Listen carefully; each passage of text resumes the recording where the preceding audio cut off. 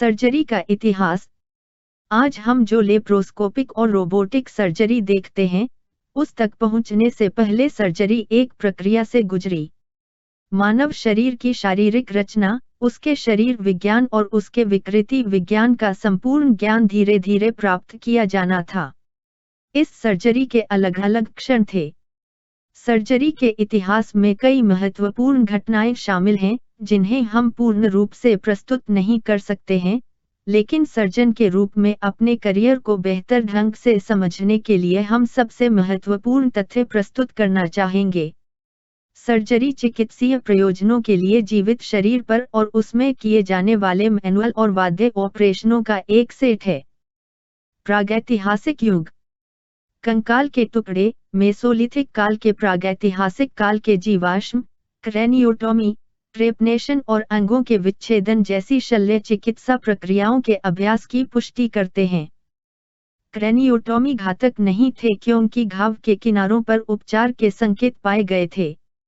शुरुआत से, यानी नवपाषाण काल से, हमारे पूर्वजों होमो सेपियंस ने ह्यूमरस और फीमर या ट्रेफिन खोपड़ी को काटने के लिए हाथ के विस्तार, एक उपकरण या कटे हुए चकमक पत्थर जैसे सरल उपकरण का सहारा लिया होगा।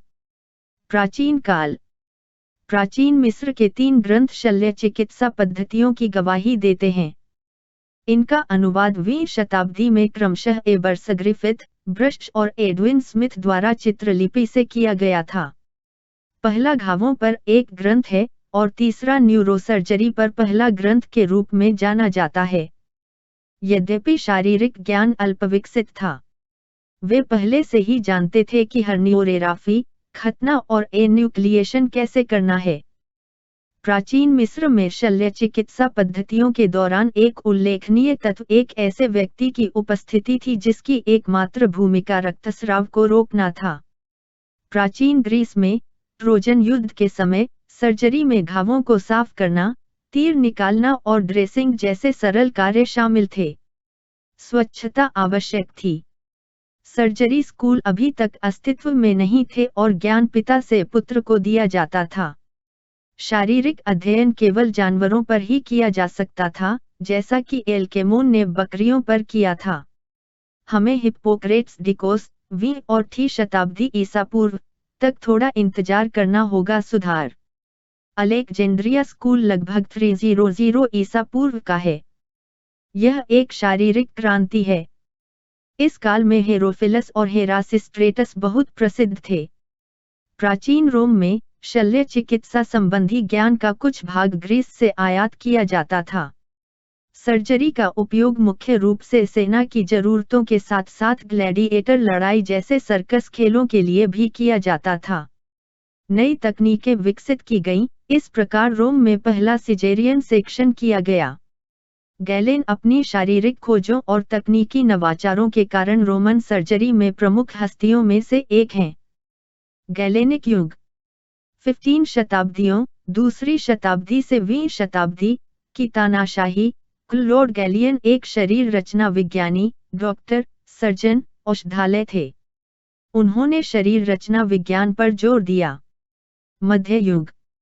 सबसे महत्वपूर्ण व्यक्ति कॉर्डोबा के अबुलकासिस, 2री शताब्दी, थे, जो 30 खंडों में लिखे गए एक चिकित्सा विश्वकोश तारसिफ के लेखक थे, जो सदियों से यूरोपीय स्कूलों में संदर्भ कार्य था। इस कार्य में 200 सर्जिकल उपकरण प्रस्तुत किए गए, जिनमें से अधिकांश नए थे। इन उपकरणों में स्त्री रोग संबंधी सर्जरी के साथ साथ विभिन्न प्रकार के संदंश, लिगचर, सिवनी सुई, स्केलपेल, क्यूरेट, रिट्रैक्टर, सर्जिकल संदंश, जांच, हुक, स्पेकुलम, हड्डी आरी और कास्ट के लिए पहले उपकरण शामिल थे। उन्होंने हेमोस्टेसिस के लिए कॉटरी के उपयोग की वकालत की। वह त्वचा के घावों को सिलने के लिए चींटी के मेम्बिबल्स के उपयोग के मूल में थे, जिनकी जगह आज सर्जिकल स्टेपल ने ले ली है।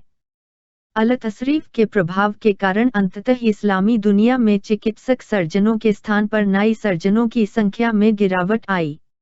इब्न अल-नफीस ने चिकित्सा पर अपने ग्रंथ का एक खंड सर्जरी को समर्पित किया है। उन्होंने सर्जिकल हस्तक्षेप के 3 चरणों, प्री ऑपरेटिव चरण, ऑपरेशन और पश्चात की अवधि का वर्णन किया है। एवेंजर को प्रायोगिक सर्जरी का जनक माना जाता है, क्योंकि उन्होंने अपने अल्तैसिर में प्रायोगिक पद्धति की शुरुआत की थी। वह मानव रोगियों के लिए शल्य चिकित्सा प्रक्रियाओं को विकसित करने के लिए पशु प्रयोग का उपयोग करने वाले पहले व्यक्ति थे। उन्होंने भी बनाया मनुष्यों पर पहला विच्छेदन और पहला पोस्टमार्टम परीक्षण, शव परीक्षण। उन्होंने 20वीं शताब्दी में ट्रेकियोस्टोमी की तकनीक का आविष्कार किया था। इराक की सर्जन अल-मावसिली ने पहली खोखली सुई और पहली इंजेक्शन सुई का आविष्कार किया। पश्चिमी मध्य युग। पहला यूरोपीय सर्जिकल स्कूल 20वीं शताब्दी में बनाया गया था। इसके बाद 20वीं शताब्दी में बोलोग्ना में दूसरा सर्जिकल स्कूल खोला गया। इस स्कूल के महत्वपूर्ण लोगों में हम थियोडोरिक को पाते हैं, जिन्होंने यूरोप में घावों का इलाज शराब से नहीं बल्कि सूखा तरीके से शुरू किया और घावों के इलाज के लिए मलहम की जगह एंटीसेप्टिक का इस्तेमाल किया। 20वीं शताब्दी में 10,000 से अधिक छात्रों के साथ चिकित्सा और सर्जरी पर ध्यान केंद्रित करने वाला बोलोग्ना यूरोप का सबसे बड़ा विश्वविद्यालय था। यहीं पर शव का पहला विच्छेदन भी होगा। फ्रांस में पहला सर्जिकल स्कूल 1220 में मोंटपेलियर में स्थापित किया गया था। 1368 में ग्रेट सर्जरी चिरूर्जिका मैग्ना के लेखक गाई डी चौलियाक, जो फ्रेंच में पहला सर्जिकल कार्य था, इसी विश्वविद्यालय से आए थे। गैलेनिक काल के कुछ महत्वपूर्ण नाम। मोंडिनो डी लुजी लगभग 1320। गैलियन प्रतियोगिता। लेनफ्रैंक सैलिसेट, फ्रांस में सर्जरी का विकास। गाई डे चौलियाक और महान सर्जरी, 20वीं सदी। मध्यकालीन विचार। टांके में उल्लेखनीय वृद्धि हुई है, साथ ही दागन में भी उल्लेखनीय वृद्धि हुई है। नवजागरण। पुनर्जागरण के दौरान मुद्रण ने अरब मुस्लिम दुनिया में विकसित शल्य चिकित्सा और शारीरिक ज्ञान के बेहतर प्रसार की अनुमति दी। आग्नेयास्त्रों का प्रसार विच्छेदन को और अधिक आवश्यक बना देता है। लियोनार्डो दा विंची के साथ इटली में सर्जिकल अध्ययन फिर से शुरू हुआ, जिन्होंने कई शव विच्छेदन किए, जैसे आंद्रे वेस्लियस, फैब्रिका के लेखक फेलोप, वेरोले और दा कार्पी ने किया। पुनर्जागरण की एक और उल्लेखनीय हस्ती एम्ब्रोज पारे हैं, जिन्हें 26 साल की उम्र में नाई सर्जन नियुक्त किया गया था। उन्हें फ्रांस के 4 राजाओं फ्रांसवा प्रथम, हेनरी द्वितीय, चार्ल्स IX और हेनरी तृतीय के लिए प्रथम सर्जन नियुक्त किया गया था। उनके द्वारा लाए गए नवाचारों में हमें जहाजों के बंधाव द्वारा दागन के प्रतिस्थापन पर ध्यान देना चाहिए। एम्ब्रोज पारे को आधुनिक सर्जरी का जनक माना जाता है। 20वीं सदी। 1686 में राजा लुई XIV के लिए सर्जन चार्ल्स फ्रांसवा फेलिक्स द्वारा सफलतापूर्वक की गई गुदा फिस्टुलेक्टोमी ने सर्जरी में जनता का विश्वास बहाल किया। 18 दिसंबर 1731 को लुई XV ने पेरिस में रॉयल सर्जरी अकादमी का उद्घाटन किया। 23 अप्रैल 1743 को अपने संस्मरणों की पहली संख्या के प्रकाशन के बाद और प्रथम सर्जन जर्मेन पिचोल्ट डी ला मार्टिनियर के नेतृत्व में अकादमी ने राजा से सर्जनों और नाइयों के बीच निश्चित अलगाव और समानता पदानुक्रम की पुनर्स्थापना प्राप्त की। डॉक्टरों और सर्जनों के बीच क्रांति और साम्राज्य। रॉयल सर्जिकल अकादमी के खत्म होने के बाद नए सर्जनों को प्रशिक्षित करना आवश्यक हो गया। इसलिए स्वास्थ्य अधिकारियों को प्रशिक्षित करने के लिए 2 स्वास्थ्य विद्यालय बनाए गए हैं, जिन्हें शीघ्र चालू किया जाना चाहिए। उनमें से 2 ने विशेष रूप से अपने युग को चिह्नित किया, पियरे फ्रांसवा पर्सी और डोमिनिक जीन लैरी। बोरोडिनो की लड़ाई के दौरान बाद वाले ने 24 घंटों में 200 अंगविच्छेदन किए, जिसमें 10 में से 3 की मृत्यु हुई, समय और स्थिति को देखते हुए अपेक्षाकृत कम। 20वीं सदी। साम्राज्य के पतन के बाद सिविल सर्जरी में फिर से प्रगति हुई।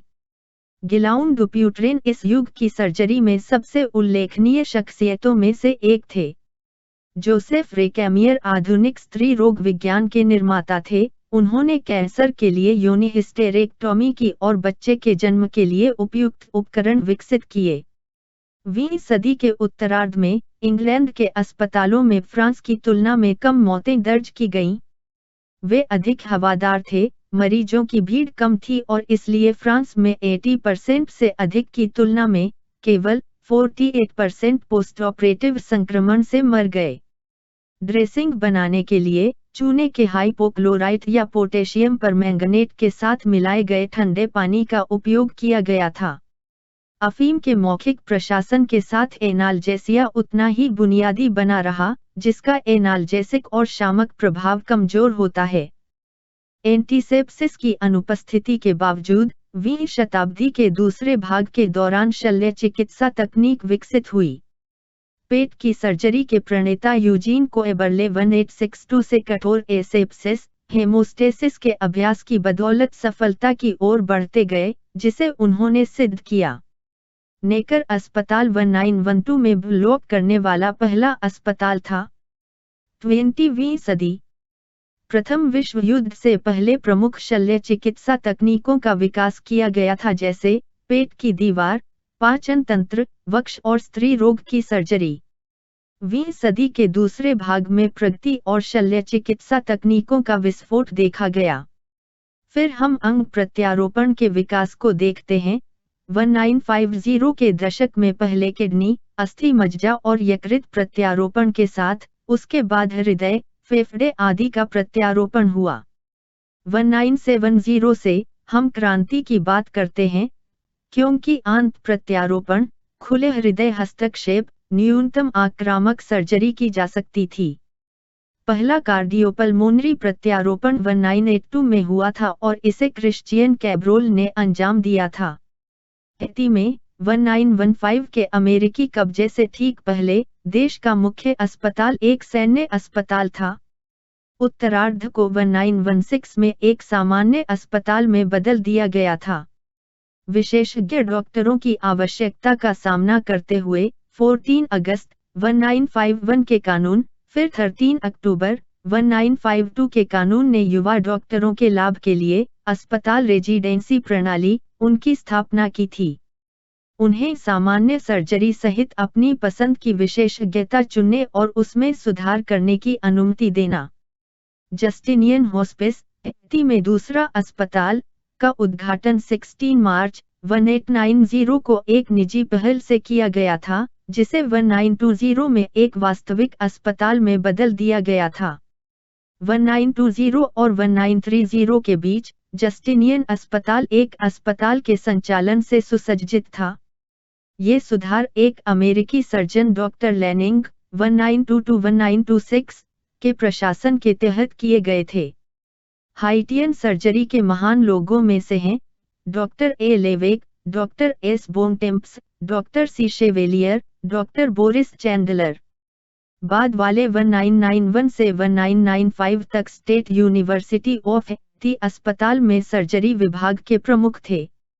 डॉक्टर एलेक्स एडम अपनी ओर से 1980 में सर्जरी विभाग के प्रमुख थे। 20वीं सदी। 7 सितंबर 2001 को लिंडबर्ग ऑपरेशन हुआ। यह पहला टेली सर्जरी ऑपरेशन था जिसे स्ट्रासबर्ग में स्थित एक मरीज पर न्यूयॉर्क में स्थित एक सर्जिकल टीम द्वारा सफलतापूर्वक पूरा किया गया था।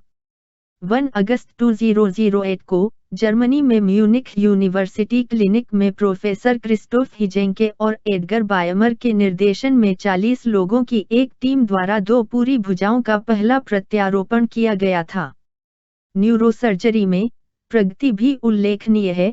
जागते समय ऑपरेशन किए गए मरीजों के लिए हस्तक्षेप को परिष्कृत करना संभव हो गया है और अब उनके पास बिना किसी दुष्प्रभाव के जीवित रहने की अच्छी संभावना है। यह जागृत सर्जरी का उद्भव है। निष्कर्ष: मनुष्य ने विभिन्न शल्य चिकित्सा विकृतियों का इलाज करने के लिए स्वयं को बहुत ही आश्चर्यजनक ढंग से संगठित किया है। दरअसल मेसोलिथिक काल, ईसा मसीह से 1000 से 5000 साल पहले के बीच से वह पहले से ही जानता था कि क्रैनियोटॉमी जैसे बहुत कठिन सर्जिकल हस्तक्षेप कैसे किया जाता है। प्राचीन काल में यीशु मसीह से 3500 वर्ष पूर्व 600 वर्ष पहले मिस्र में सर्जन पहले से ही जानते थे कि हर्नियोरेराफी खतना और एन्यूक्लिएशन कैसे किया जाता है। मध्य युग में कॉर्डोबा के अबुल कासिस द्वारा पहले से ही 200 सर्जिकल उपकरणों की गिनती की गई थी। पहला यूरोपीय सर्जिकल स्कूल 20वीं शताब्दी में बनाया गया था। एम्बोइस पारे और आंद्रे वेस्ले के साथ मानव शरीर अंततः पुनर्जागरण के दौरान अपनी संपूर्णता में जाना जाता है। 18 दिसंबर 1731 को लुई 15 ने पेरिस में रॉयल सर्जरी अकादमी का उद्घाटन किया। जहां तक 20वीं सदी की बात है, गिलाउम डुप्यूट्रेन उस युग की सर्जरी में सबसे उल्लेखनीय शख्सियतों में से एक थे। 1970 से हम क्रांति की बात करते हैं, क्योंकि आंत प्रत्यारोपण, खुले दिल के हस्तक्षेप, न्यूनतम आक्रामक सर्जरी में महारत हासिल थी। 1 अगस्त 2008 को जर्मनी में 2 संपूर्ण भुजाओं का पहला प्रत्यारोपण किया गया। यह कहानी दिलचस्प है, हमें इसे बनाए रखना चाहिए और इसमें अपना योगदान देना चाहिए।